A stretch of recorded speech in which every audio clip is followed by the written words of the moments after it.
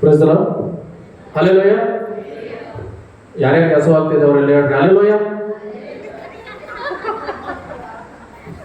ಸಮಯವಾಗ್ತಾ ಇದೆ, ಅದಕ್ಕೆ ನಾವು ಬೇಗ ಪ್ರಾರಂಭಿಸೋಣ. ಪ್ರಭು ಯೇಸು ಕ್ರಿಸ್ತನ ಪವಿತ್ರ ನಾಮದಲ್ಲಿ ನಿಮ್ಮೆಲ್ಲರಿಗೂ ವಂದನೆಗಳು. ಯೇಸು ಸ್ವಾಮಿಯವರು ಶಿಲುಬೆಯಲ್ಲಿ ಮರಣ ಹೊಂದುವ ಮುನ್ನ ಆಡಿದಂಥ ಮಾತುಗಳು ಏಳು ಮಾತುಗಳನ್ನು ಶಿಲುಬೆಯಲ್ಲಿ ಆಡಿದ್ದಾರೆ ಪ್ರೇರೆ.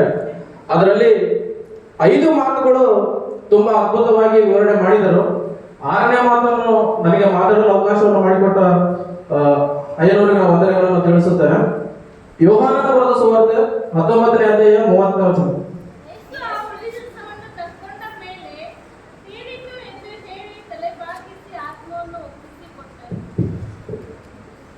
ಯೇಸು ಆ ಉಳಿರಸವನ್ನು ತೆಗೆದುಕೊಂಡ ಮೇಲೆ ತೀರಿತು ಎಂದು ಹೇಳಿ ತಲೆಬಾಗಿಸಿ ತನ್ನ ಆತ್ಮವನ್ನು ಒಪ್ಪಿಸಿಕೊಂಡನು. ತೀರಿತು ಎನ್ನುವ ಪದವು ಇದು ತುಂಬಾ ಅರ್ಥಗರ್ಭಿತವಾದಂತಹ ಪದವಾಗಿದೆ. ಮಾತನಾಡಲು ಇದು ಸಣ್ಣ ಪದವೇ ಆಗಿರಬಹುದು, ಬಟ್ ಇದರ ಅರ್ಥ ತುಂಬಾ ದೊಡ್ಡದಾಗಿದೆ. ತೀರಿತು, ಮುಗೀತು ಎಂದರೆ ಕರ್ತನು ಈ ಭೂಲೋಕಕ್ಕೆ ಯಾವ ಉದ್ದೇಶವನ್ನು ಇಟ್ಟುಕೊಂಡು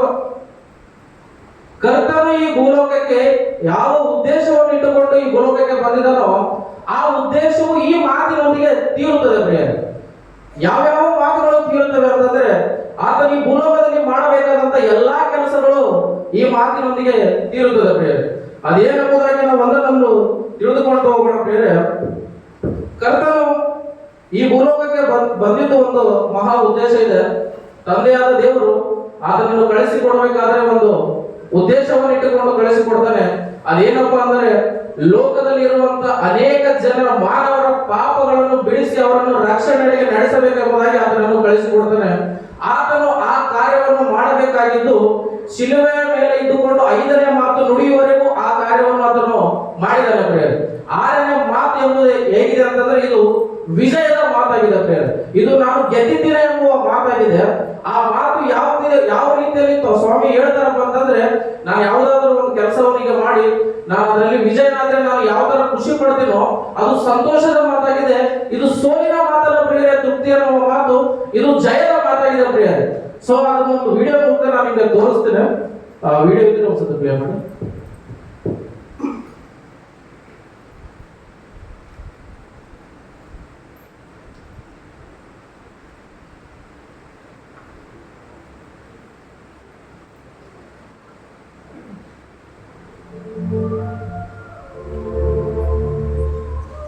ಕಾಣ್ತಾ ಇದ್ದಾರೆ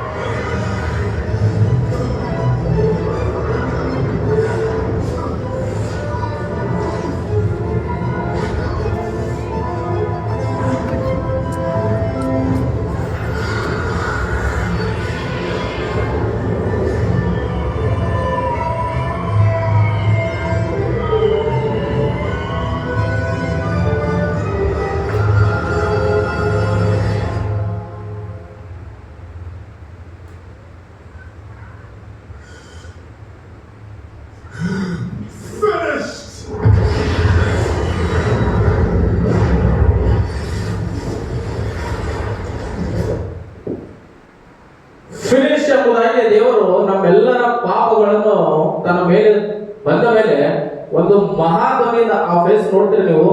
ಆ ಫೇಸ್ ಹೇಗಿದೆಯಪ್ಪ ಅಂತಂದ್ರೆ, ನಾನು ಜಯಿಸಿದ್ದೇನೆ, ತಂದೆಯು ನನಗೆ ಕೊಟ್ಟಂತ ಕೆಲಸವನ್ನು ನಾನು ಸಂಪೂರ್ಣವಾಗಿ ಮಾಡಿದ್ದೇನೆ, ಯಾವುದೇ ಒಂದು ಚೂರು ಬಾಕಿ ಇಡದೆ ಸಂಪೂರ್ಣ ಕೆಲಸವನ್ನು ಪೂರ್ತಿ ಮಾಡಿದ್ದೇನೆ ಎಂಬುದಾಗಿ ದೇವರು ಆ ಶಿಲುವೆಯಲ್ಲಿ ಮಹಾಧ್ವನಿಯಿಂದ ಕೂಗ್ತಾನೆ, ಫಿನಿಶ್, ನಾ ದೇವರ ಕೆಲಸವನ್ನು ಸಂಪೂರ್ಣವಾಗಿ ಮಾಡಿದ್ದೇನೆ ಎಂಬುದಾಗಿ ಈ ಮಾತು ನಮಗೆ ತಿಳಿಸಿಕೊಡ್ತದೆ ಪ್ರೇರೆ. ಹಾಗೆ ಸ್ವಾಮಿ ಕೆಲವು ಕಡೆ ಸೇವೆಗೆ ಹೋದಾಗ ಆತನ ಮೂಲಕಕ್ಕೆ ಬಂದ ಉದ್ದೇಶವನ್ನು ಶಿಷ್ಯರಿಗೆ ತಿಳಿಸುತ್ತಾನೆ. ಸ್ವಾಮಿ ಹೀಗೆ ಹೇಳ್ತಾರೆ, ನಾನು ಸೇವೆ ಮಾಡಿಸಿಕೊಳ್ಳುವುದಕ್ಕೆ ಬಂದಿಲ್ಲ, ಸೇವೆ ಮಾಡುವುದಕ್ಕಾಗಿ ಈ ಭೂಲೋಕಕ್ಕೆ ಬಂದಿದ್ದೀನಿ ಎಂಬುದಾಗಿ ತಿಳಿಸುತ್ತಾರೆ. ಗೊತ್ತಾ ಯಾವ ಅಧ್ಯಾಯದಲ್ಲಿ ಇದೆ ಅಂತ? ಮತ್ತಾಯನ ಬರೆದ ಸುವಾರ್ತೆ 20:28. ಯಾರಾದ್ರೂ ಓದಿ ಜೋರಾಗಿ.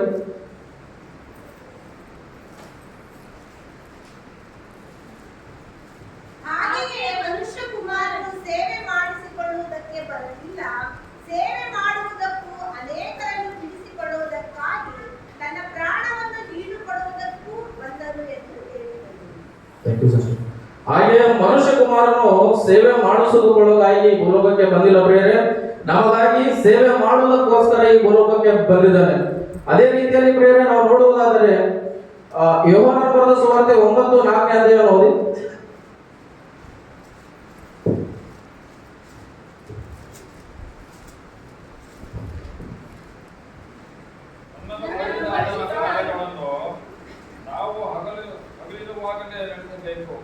ರಾತ್ರಿ ಬರುತ್ತದೆ, ಅದು ಬಂದ ಮೇಲೆ ಯಾವ ಕೆಲಸ ಮಾಡಲಾರರು. ನಾನು ಕಳಿಸಿದ ಆತನ ಕ್ರಿಯೆಗಳನ್ನು ನಾನು ಹಗಲಿರುವಾಗಲೇ ಮಾಡಬೇಕು.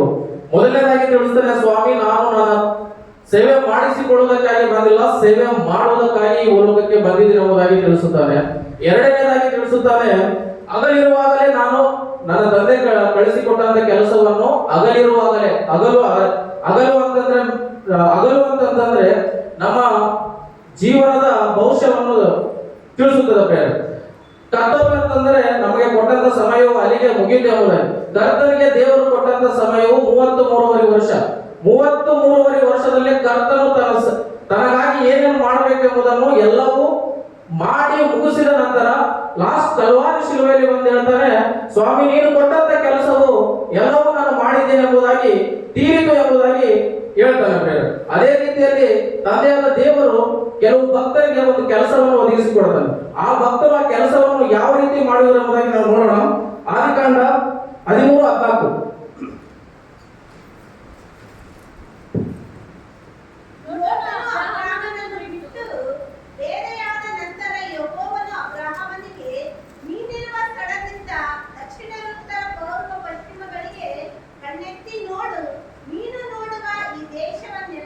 ಆದಿಕಾಂಡ 13:14.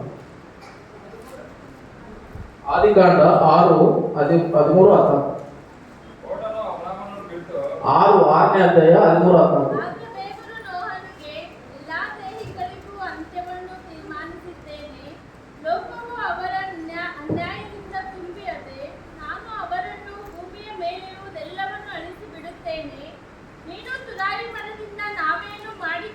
ಸಾಕು. ಆದಿಕಾಂಡದಲ್ಲಿ ನಾವು ನೋಡುವುದಾದರೆ ತಂದೆಯಾದ ದೇವರು ನೋಹನನಿಗೆ ಹೀಗೆ ಹೇಳ್ತಾನೆ, ನೋಹನೇ, ಈಗಿರುವ ಜನರು ನನಗೆ ವಿರೋಧವಾಗಿ ನಡೆದುಕೊಳ್ಳುವುದರಿಂದ ನಾನು ಭೂಲೋಕವನ್ನು ಸಂಪೂರ್ಣವಾಗಿ ನಾಶ ಮಾಡುತ್ತೇನೆ ಎಂಬುದಾಗಿ ಹೇಳಿದಾಗ ನೋಹನಿಗೆ ಹೀಗೆ ಹೇಳ್ತಾನೆ, ನೀನು ಒಂದು ನೋಹೆಯನ್ನು ಕಟ್ಟಬೇಕು, ಒಂದು ಹಡಗನ್ನು ಕಟ್ಟಬೇಕು. ಆ ಹಡಗು ಪೂರ್ತಿ ಆದ ನಂತರ ನಾವು ಈ ಲೋಕವನ್ನು ನಾಶ ಮಾಡುತ್ತೇನೆ ಎಂಬುದಾಗಿ ತಿಳಿಸ್ತಾನೆ. ದೇವರು ಕೊಟ್ಟಂತ ಕೆಲಸವನ್ನು ನೋಹನು ತನ್ನ ಶ್ರದ್ಧೆಯಿಂದ ಆ ಕೆಲಸವನ್ನು ಮುಗಿಸಿದ ನಂತರ ಆ ನೋಹನ ಕುಟುಂಬವು ಆ ನಾವೆಯಲ್ಲಿ ಪ್ರವೇಶಿಸಿದ ನಂತರ ಅದರ ಬಾಗಿಲ ಮುಚ್ಚಿದ ನಂತರ ಕರ್ತನು 40 ಹಗಲು ಇರುಳು ಮಳೆಯನ್ನು ಸುರಿಸಿ ಭೂಮಿಯನ್ನು ನಾಶ ಮಾಡುತ್ತಾನೆ. ನೋಹನು ದೇವರ ಮಾತಿಗೆ ವಿಧೇಯನಾಗಿ ತಾನು ಕೊಟ್ಟಂತೆ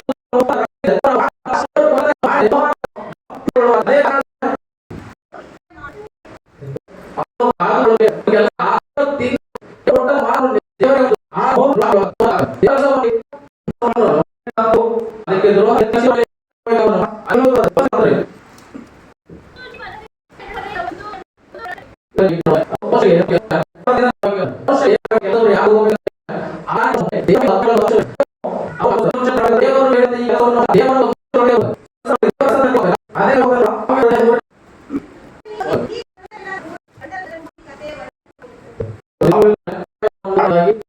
ಸೌಲನಾಗಿ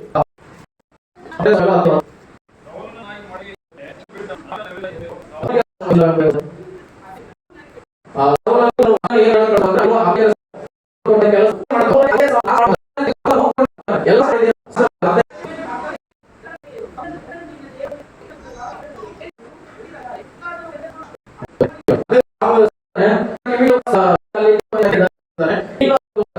ನೀನು ಯೆಹೋವನ ಮಾತಿನಂತೆ ಅನುಸರಿಸಿ ನಡೆಯದೆ ಇದರಿಂದ ಆತನು ನಿನ್ನ ಅರಸುತನದಿಂದ ನಿವಾರಿಸಿ ಬಿಟ್ಟಿದ್ದಾನೆಂದು ಹೇಳ್ತಾನೆ.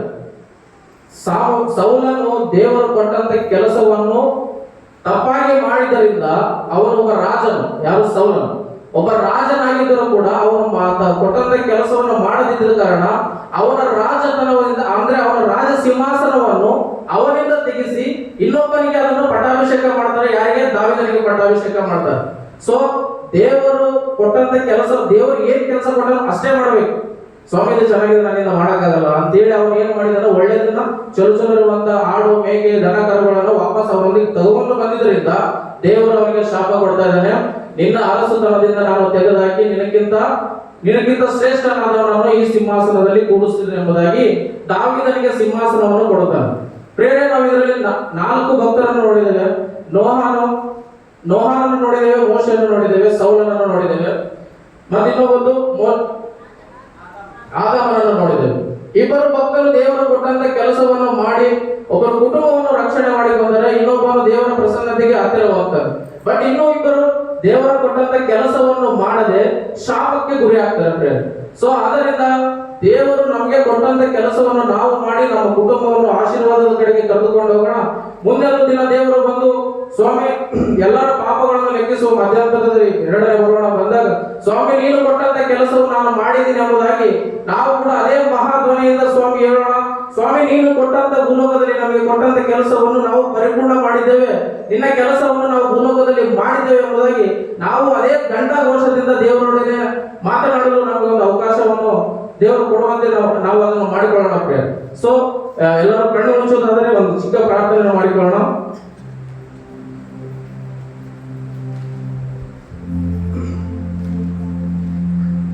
ಪರಿಶುದ್ಧನಾದ ಪರಲೋಕದ ತಂದೆಯೇ, ಯೇಸು ಕ್ರಿಸ್ತನ ಶಿಲುಬೆಯ ನಮಗಾಗಿ ಪ್ರಾಣವನ್ನು ಅರ್ಪಿಸಿ ಎಲ್ಲವೂ ಮುಗಿತು ಎಂದು ಸಾರಿದ ಆ ಮಹಾನ್ ತ್ಯಾಗಕ್ಕಾಗಿ ನಿಮಗೆ ಸ್ತೋತ್ರ ಸಲ್ಲಿಸುತ್ತೇವೆ. ನಮ್ಮ ಪಾಪದ ಸಾಲವನ್ನು ಯೇಸು ತನ್ನ ಅಮೂಲ್ಯ ರಕ್ತದಿಂದ ಸಂಪೂರ್ಣವಾಗಿ ತೋರಿಸಿದ್ದಾನೆ ಎಂಬ ಭರವಸೆ ನಮ್ಮಲ್ಲಿ ಸದಾ ಇರಲಿ. ಆತನು ಮುಗಿಸಿದ ಆ ರಕ್ಷಣೆ ಕಾರ್ಯವನ್ನು ಪೂರ್ಣ ಹೃದಯದಿಂದ ನಂಬಲು ನಮಗೆ ಕೃಪೆ ನೀಡು. ನಾವು ಇನ್ನು ಮುಂದೆ ಪಾಪಕ್ಕೆ ದಾಸರಾಗದೆ ಕ್ರಿಸ್ತನಲ್ಲಿ ಬಿಡುಗಡೆ ಹೊಂದಿದವರಾಗಿ ಬದುಕಲು ಸಹಾಯ ಮಾಡು. ಈ ವಾಕ್ಯವು ನಮ್ಮ ಹೃದಯದಲ್ಲಿ ನೆಲೆಸಲಿ ಮತ್ತು ನಮ್ಮ ಜೀವನವನ್ನು ಬದಲಾಯಿಸಲಿ ಎಂದು ನಮ್ಮ ಕರ್ತನಾದ ಯೇಸು ಕ್ರಿಸ್ತನ ಹೆಸರಿನಲ್ಲಿ ಬೇಡಿಕೊಳ್ಳುತ್ತೇವೆ ತಂದೆಯೇ, ಆಮೆನ್.